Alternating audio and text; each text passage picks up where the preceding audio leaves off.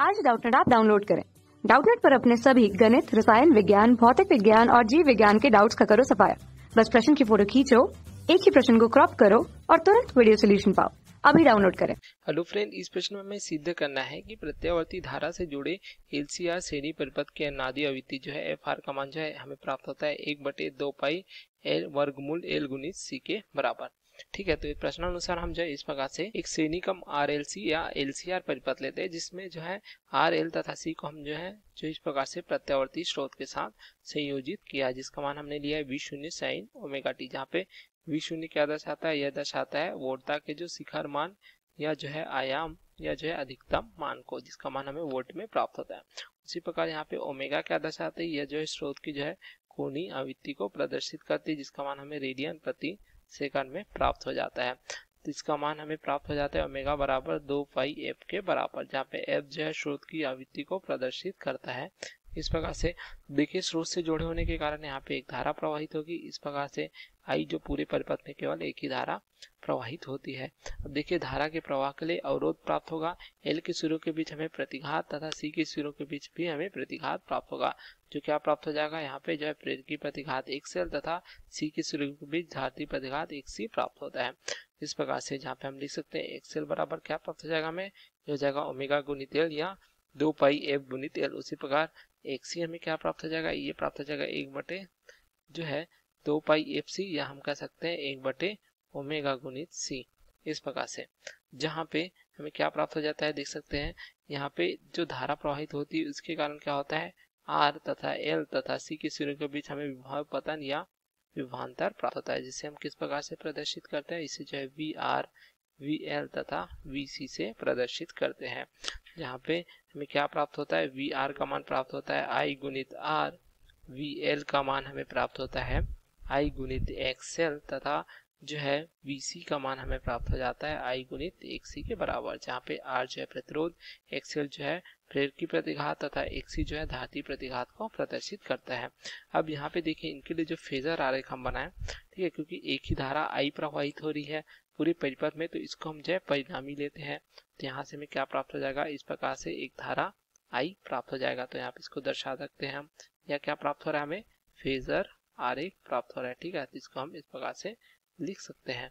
तो आई धारा लिया है, तो यहाँ पे देख सकते हैं जो वोल्टता है, जो वी आर की वोल्टता जहाँ पे लिखे, तो अगर जो प्रतिरोध का परिपथ है तो वोल्टता वी आर तथा जो धारा आई है इनके बीच हमें कलांतर क्या प्राप्त होता है, यह जो है 0 डिग्री का प्राप्त होता है, अर्थात दोनों जो है समान कला में प्राप्त होते हैं। तो हम इस प्रकार से वी आर को जो है आई की कला में प्रदर्शित कर सकते हैं। तो यहाँ हमें प्राप्त हो जाता है वी आर, देख सकते हैं दोनों के बीच कलांतर 0 डिग्री का हमें प्राप्त होता है। उसी प्रकार प्रेरकत्व के लिए देखिए तो जो कुंडली या प्रेरकत्व के हमने वोल्टता जो है वी एल है, धारा आई है, इनके बीच कालांतर क्या प्राप्त होता है, यह जो हमें 90 डिग्री का प्राप्त होता है, जिसमें वोल्टता जो है धारा से क्या होती है, या हमें जो है अग्रगामी प्राप्त होती है, या हम कह सकते हैं आगे की ओर कितने कोण से, 90 डिग्री के कोण से। तो हम इसको जो है इस प्रकार से वी एल को जो है धारा आई से जो है 90 डिग्री के कोण में प्रदर्शित करते हैं, जहाँ पे लिख सकते हैं वी एल अर्थात जो प्रेरकत्व की वोल्टता धारा आई से 90 डिग्री के कोण से हमें अग्रगामी प्राप्त होती है। अब स्थिति यहाँ पे देखें, जो संधारित्र की धारिता सी है, तो संधारित्र के लिए जो वोल्टता है वीसी तथा उसकी धारा आई है, इनके बीच कालांतर हमें क्या प्राप्त होता है, यहाँ भी 90 डिग्री का प्राप्त होता है। लेकिन यहाँ पे जो संधारित्र की वोल्टता है धारा से क्या होती है, यह जो है पश्चगामी प्राप्त होती है, या हम कह सकते हैं पीछे की ओर हमें प्राप्त होती है। पीछे की ओर अर्थात हम दक्षिणावर्त दिशा में इस प्रकार से धारा से जो है पश्चगामी प्रदर्शित करते हैं वोल्टता वीसी को कितने कोण से, यह हमें प्राप्त हो जाता है, देख सकते हैं 90 डिग्री के कोण से। तो यहाँ से धारा से 90 डिग्री के कोण पे प्रदर्शित करते हैं। तो अब यहाँ पे जो है तीनों वोल्टता वी आर वी एल तथा वी सी हमें प्राप्त हो जाता है, लेकिन हमें जो है परिणामी वोल्टता ज्ञात करनी है। तो इसके लिए देखिए प्रथम स्थिति यदि वी एल का मान जो है अधिक होता है वी सी के मान से, ठीक है, तो यहाँ पे हमें क्या प्राप्त हो जाएगा कि देख सकते हैं वी एल तथा वी सी एक दूसरे के विपरीत दिशा में, तो यहाँ प्राप्त हो जाएगा वी एल ऋण वीसी प्राप्त हो जाएगा। तब यदि हम जो है वी आर के समांतर एक रेखा इस प्रकार से खींचते हैं, ठीक है, उसी प्रकार वी एल ऋण वीसी के समांतर इस प्रकार से रेखा खींचे, तो दोनों रेखाएं जिस बिंदु पर एक दूसरे को काटती है वहीं पे हमें क्या प्राप्त हो जाते हैं, यहाँ पे हमें जो है परिणामी विभवांतर भी प्राप्त होता है, तथा यह मान क्या हो जाएगा वी ऋण वीसी के बराबर प्राप्त होता है। अब द्वितीय स्थिति देखिए, यदि जो है VC का मान अधिक होगा VL के मान से। तो यहाँ पे हमें क्या प्राप्त हो जाएगा, यहाँ पे प्राप्त हो जाएगा VC ऋण VL। तो इस प्रकार से यदि जो है हम एक समांतर रेखा खींचते हैं VR के समांतर, उसी प्रकार VR से एक रेखा खींचते हैं VC ऋण VL के समांतर, तो दोनों रेखा जिस बिंदु पर एक दूसरे को काटती है वहीं पे हमें क्या प्राप्त हो जाता है, परिणामी विभवांतर, जिसे हम V से प्रदर्शित कर देता था। यह मान क्या हो जाएगा, VC ऋण VL के बराबर। ठीक है, तो इस प्रकार हमें जो है दो स्थितियों के लिए परिणामी विभवांतर तथा धारा के बीच कालांतर प्राप्त होता है। ठीक है, देख सकते हैं। तो यहाँ से हम देखें, जो अगर त्रिभुज को देखें तो यहाँ पे जो है V है। ठीक है, तो प्रथम स्थिति में अगर हम त्रिभुज को इस प्रकार से प्रदर्शित करें तो यहाँ पे हम देख सकते हैं जो परिणामी विभवांतर V है, यहाँ पे क्या प्राप्त हो रहा है, हमें VL ऋण VC तथा यहाँ पे VR प्राप्त हो रहा है, जिसकी दिशा में हमें धारा I प्राप्त हो रही है।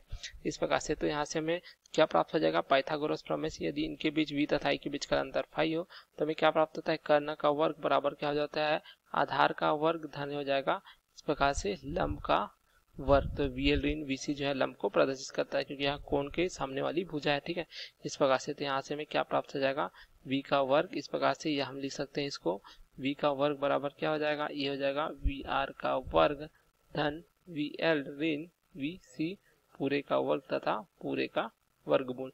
या द्वितीय स्थिति में देखें, यह हमें किस स्थिति में प्राप्त हो रहा है, जब VL का मान जो है अधिक है VC के लिए प्राप्त हो रहा है। अब यदि जो है इस प्रकार से हम देखें, V बराबर क्या हो जाएगा, VR का वर्ग धन VC ऋण VL पूरे का वर्ग तथा पूरे का वर्गमूल, जहाँ पे क्या है, VC का मान अधिक होगा VL के मान से। तो इस प्रकार दो व्यंजक हमें प्राप्त हो जाते हैं परिणामी वोल्टता के लिए।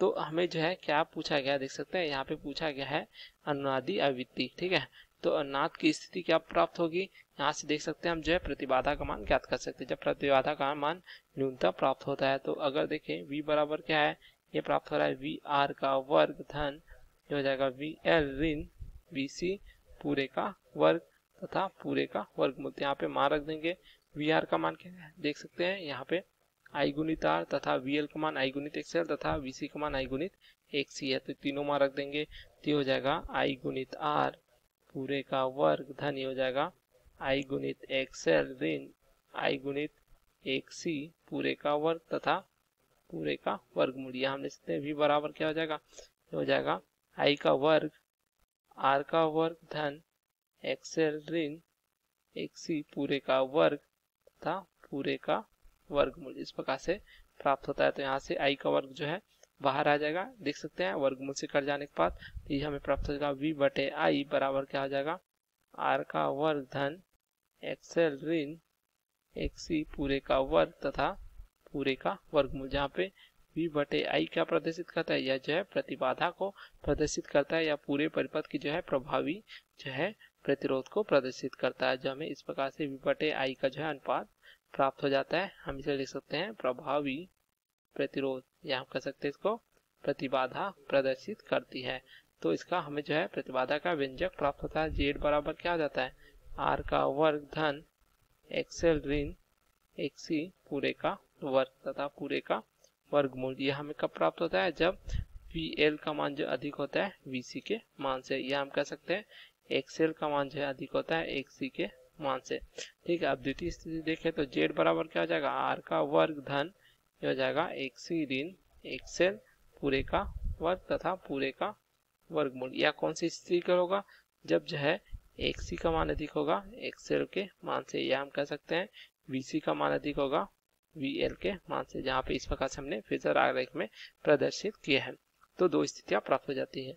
अब देखिए अनुनाद की स्थिति में क्या होता है, जो Z का मान क्या प्राप्त होता है, या जो है न्यूनतम प्राप्त होता है। ठीक है, क्योंकि हमें प्रश्न में यही पूछा गया, देख सकते हैं कि अनुनाद की स्थिति में जो है आवृत्ति का मान इस प्रकार से हमें सिद्ध करना है। तो अनुनाद की स्थिति में जो है प्रतिबाधा का मान जो हमें न्यूनतम प्राप्त होता है, या हम कह सकते हैं प्रतिबाधा Z बराबर जो है R अर्थात प्रतिरोध के बराबर होता है। तो इस स्थिति में देखिए यदि Z का मान R रखते हैं तो ये हो जाएगा R का वर्ग, दोनों पक्षों में जो है वर्ग करने पर R का वर्ग धन XC ऋण XL इस प्रकार से प्रदर्शित कर सकते हैं। यहाँ पे देख सकते हैं, यहाँ पे ये क्या मान है, यह जो है XL को प्रदर्शित करता है, यहाँ प्राप्त हो जाता है। तो यहाँ हम देख सकते हैं इसका क्या है, वर्ग प्राप्त हो रहा है। ठीक है, तो यहाँ पे हमें R आपस में दोनों पक्षों में कर जाएंगे तो क्या प्राप्त होगा, XC ऋण XL बराबर 0, या हम कह सकते हैं XC बराबर एक्सएल या हमें प्राप्त हो जाता है एक्सएल बराबर 1c के बराबर। इस प्रकार दोनों स्थितियों में हमें यही मान प्राप्त होगा। ये जी जेड बराबर हम आ रखते हैं। तो यहाँ पे एक्सएल का मान क्या है देख सकते हैं, हमने दिया है जो एक्सएल का मान ओमेगा गुणित एल तथा जहाँ पे एक्सी का मान 1 बटे ओमेगा गुणित सी, जहाँ पे ओमेगा जो है कोणीय आवृत्ति को प्रदर्शित करता है। तो यहाँ पे दोनों का मान रख देंगे। एक्सएल का मान ओमेगा गुणित एल बराबर ये प्राप्त हो जाएगा 1 बटे ओमेगा गुणित सी, जहाँ से हमें क्या प्राप्त हो जाएगा, ओमेगा का वर्ग बराबर प्राप्त हो जाएगा 1 बटे जो है एल गुणित सी, या हम यहाँ से लिख सकते हैं ओमेगा बराबर क्या हो जाएगा 1 बटे वर्गमूल एल गुणित सी, या ओमेगा का मान क्या रख सकते हैं 2 पाई एफ के बराबर। तो हमें प्राप्त हो जाता है 1 बटे एल गुणित सी वर्गमूल का। ठीक है, तो यहाँ से एफ बराबर प्राप्त हो जाएगा 1 बटे 2 पाई वर्गमूल एल गुणित सी, जहाँ पे एफ क्या दर्शाता है, यह जो है अनुनादी आवृत्ति को प्रदर्शित करता है, क्योंकि हमने यहाँ अनुनाद की स्थिति में प्राप्त किया है, जिसको हम जो एफ आर से प्रदर्शित करते थे। यहाँ पे ओमेगा भी क्या हो जाएगा, ओमेगा आर के बराबर। इस प्रकार से हमें प्राप्त हो जाएगा जो अनुनाद की कोणीय आवृत्ति को प्रदर्शित करता है। तो यहाँ पे अनुनादी आवृत्ति हमें प्राप्त हो जाती है श्रेणी क्रम जो है आरएलसी परिपथ के लिए। इस प्रकार से हमें व्यंजक प्राप्त हो जाता है।